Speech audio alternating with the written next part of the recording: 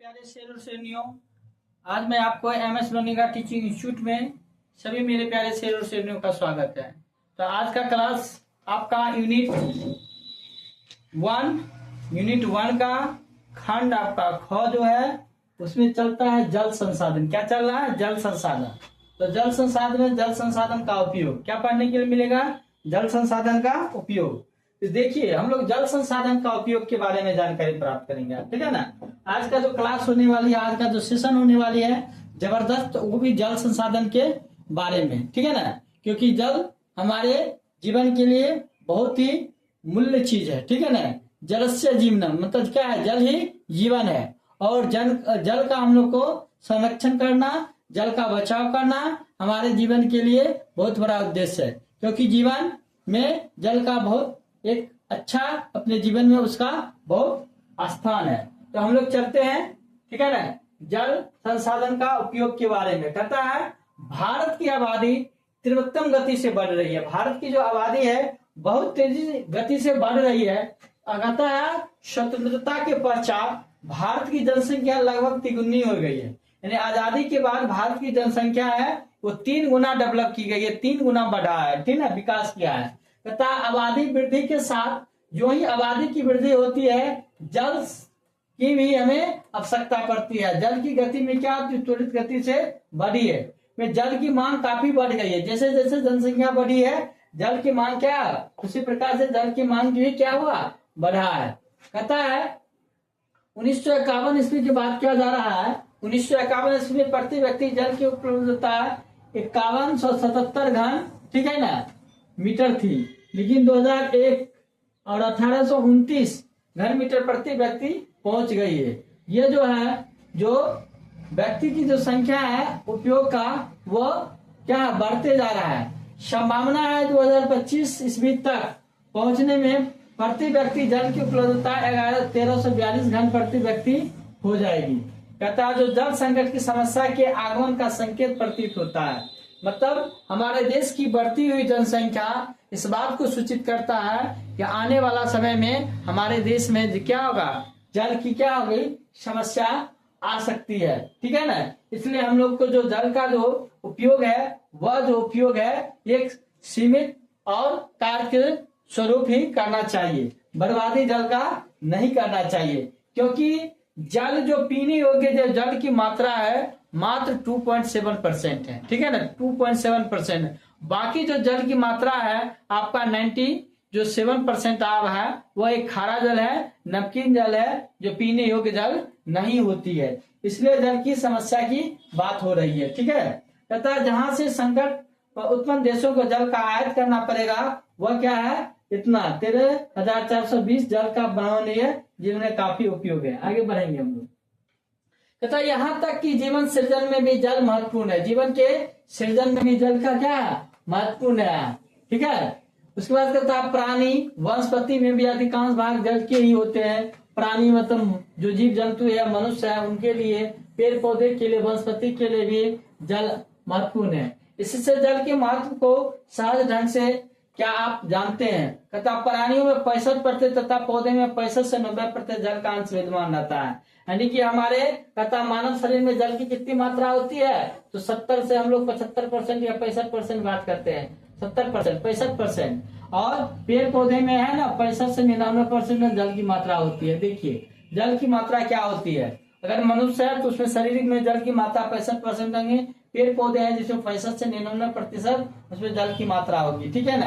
आंका जा सकता है कि जल के उपयोग की सूची लंबी है। जैसे कि पेयजल के रूप में जल का प्रयोग किया जाता है, पीने वाला जल के रूप में, घरेलू कार्य के लिए, सिंचाई के लिए, उद्योग के लिए, ठीक है ना, जन स्वास्थ्य के लिए, स्वच्छता के लिए और मलमूत्र विसर्जन इत्यादि कार्यों के लिए हम जल का अपरिहार्य कार्य करते हैं। तथा जल विद्युत निर्माण तथा देखिए जल से विद्युत का भी निर्माण किया जाता है। जल देखिए जल का विद्युत का भी निर्माण में कार्य आता है। परमाणु संयंत्र में भी इसका काम आता है। शीतलन के रूप में, मत्स्य पालन के रूप में, जल कृषि के रूप में, वानिकी के रूप में, जल क्रीड़ा जैसे कार्य की कल्पना बिना जल के नहीं की जा सकती है। बताइए, इतना सारा कार्य जीवन में जल से होता है। अगर जल की समस्या आ जाए, जल अगर उपलब्ध नहीं हो, जल नहीं मिले, तो समझ लो कि कितना परेशानियां हो सकती है। इस बात का अनुभव कर सकते हैं।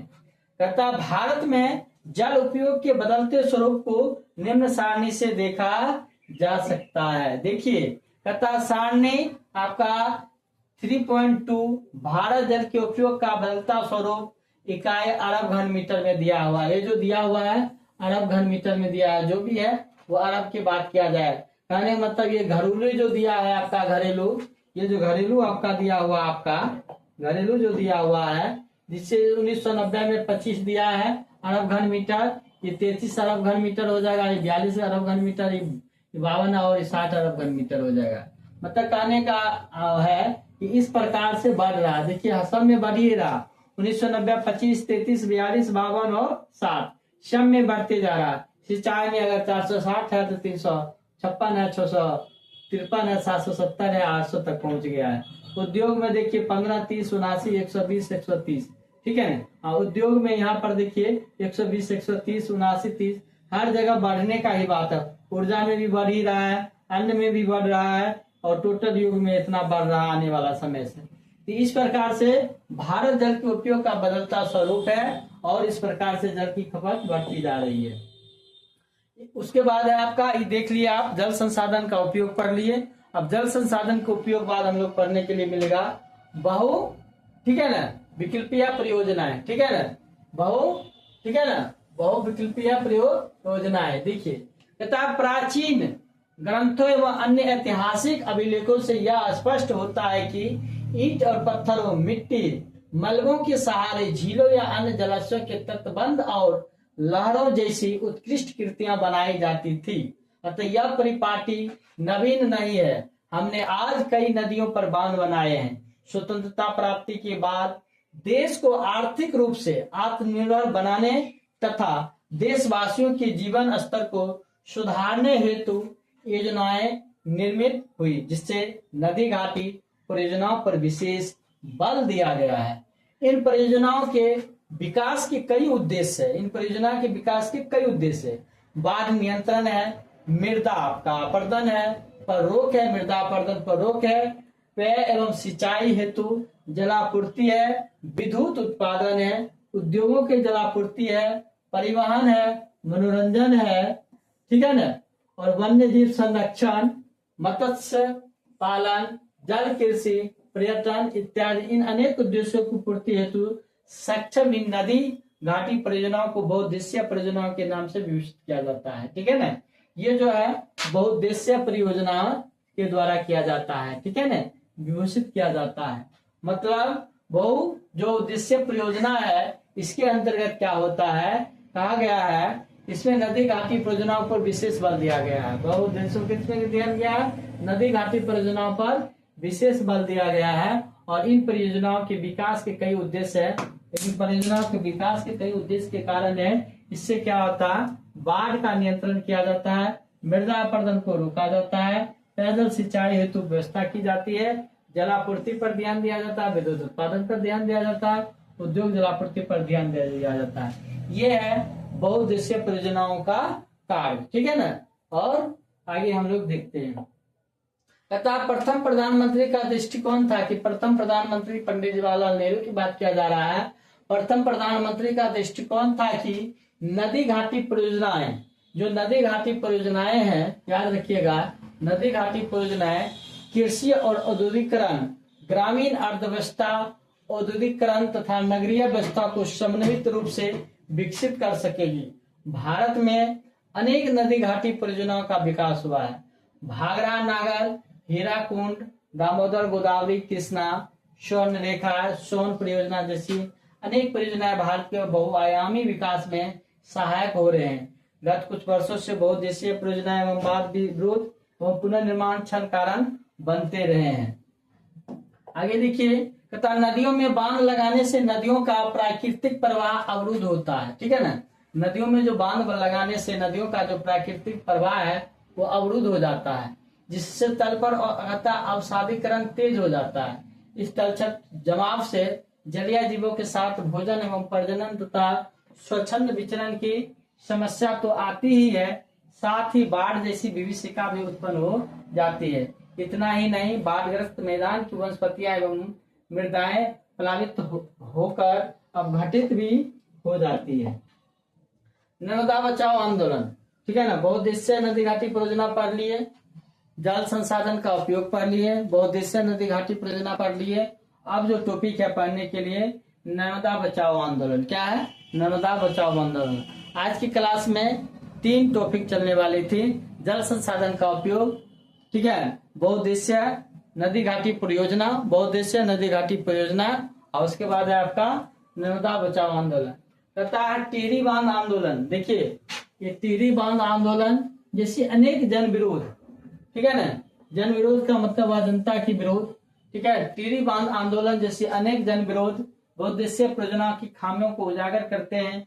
आमतौर पर लोग अपनी जमीन, आजीविका और संसाधन से लगाव एवं नियंत्रण को त्याग कर अन्यत्र विस्थापित हो जाती है, जिसके बदले इन्हें न तो पर्याप्त मुआवजा मिल पाता है और न ही विस्थापित होने के पश्चात इसे परियोजना का लाभ ही हो पाते।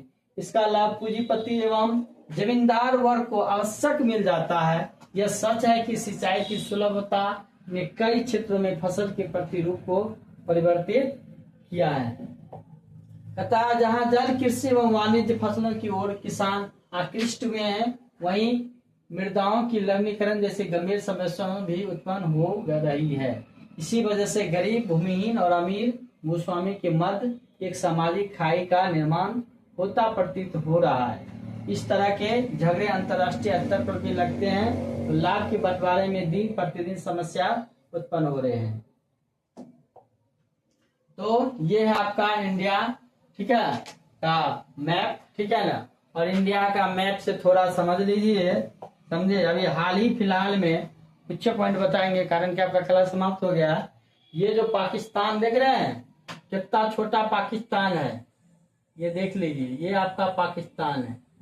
ये पाकिस्तान यही बार बार हमारे देश भारत को साथ हमेशा तबाही भरे आतंकवादी वाला काम करके नुकसान पहुंचाने का काम करते। बताइए, इतना ही है छोटा मेरा, समझे, पाकिस्तान, जो एक यूपी राज्य के बराबर है। और यूपी राज्य के बराबर होने के बावजूद इतना बड़ा भारतवर्ष के साथ नौटंकी वाला काम करता है, जबकि जब चाहे इसको हम लोग सल्टा सकते हैं। लेकिन हम लोग मानवतावादी हैं और कभी कभी हम लोग इस रूप पर दया दिखाते हैं, नजरअंदाज करते हैं, और उसका हम लोग को बहुत बड़ा नुकसान पहुंचाता है ये पाकिस्तान। तो आज हम इतना ही बताएं इस, ठीक है, मैप में पाकिस्तान के बारे में चर्चा कर दिए हैं, ताकि अभी का समय पाकिस्तान बड़ा चर्चा में है, इसलिए कर दिए। जय हिंद मेरे प्यारे शेर और शेरनियों। ध्यान रखिए, आप MS धोनी का टीचिंग इंस्टीट्यूट पर क्लास 10 का ज्योग्राफी संतोष सर से पढ़ते हैं। तो हम चाहेंगे इसी प्रकार से आप लोग प्यार बनाए रहिए, और हम लोग आशा करते हैं कि आप लोग को पूरी तैयारी समय के साथ करवाऊंगा। जय हिंद मेरे प्यारे शेर और शेरनियों।